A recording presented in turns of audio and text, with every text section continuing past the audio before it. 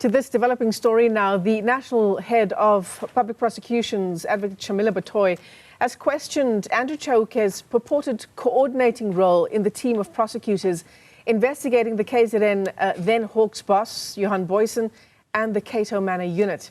Testifying at the Nkabinde Inquiry, which is examining Chauke's fitness to hold office, Batohi emphasized the suspended Gauteng prosecutions boss had no jurisdiction to act in KZN. Her evidence includes claims that Chauke attempted to pressure Advocate Siphiwe Mlotshwa into signing an indictment related to the Booysen matter. Newzroom Afrika's Nqobile Madlala joins us now live for more. Nqobile, ahead of that inquiry resuming a little later on this morning. A lot of names being thrown about, but essentially Shamila Batohi is sticking to her guns insofar as her assessment of Andrew Chauke's term in office. Yes, indeed, Michelle. In fact, she has highlighted that even when she looked at the paperwork that was provided to her, it did in fact show that Advocate Chauke was acting out of his jurisdiction. And during the time when she came into office, this was the work that had been done prior to her.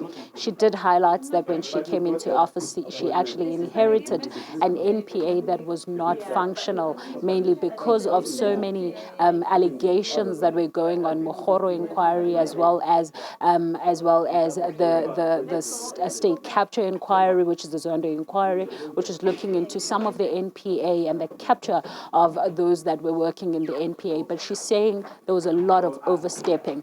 Now that is going to start at just about 10 o'clock, and I want to show you what's happening in the room. You'll see the NPA has already come in, the evidence lead is already here, and they're about to have a meeting. We were supposed to start at just about 9 o'clock. But basically what she's unpacking today and what the evidence leader has been highlighting has been two very important things. The racketeering charge, which was basically the charge that General Johan Booysen was supposed to look at and was going to be charged on. And she's saying that what we saw with regards to the evidence that was shown is that Chauke was the one that was preparing the indictment. This is shown on some of the bookkeeping and some of the entries in his diary, where he says that he needs to update the indictment. She talks about the fact that also he was part of the meetings that were taking place. But further than that, we are seeing the emails that are going between Advocate Chauke and the DPP of KwaZulu-Natal, which at the time was Siphiwe Mlotshwa. Advocate Siphiwe Mlotshwa, and he specifically says that he cannot sign that indictment because there isn't any evidence that has been provided. Now, you remember that when we started that Advocate Nqobile came in and said that there was evidence that they were seeing. This is why they were pushing for the racketeering charge.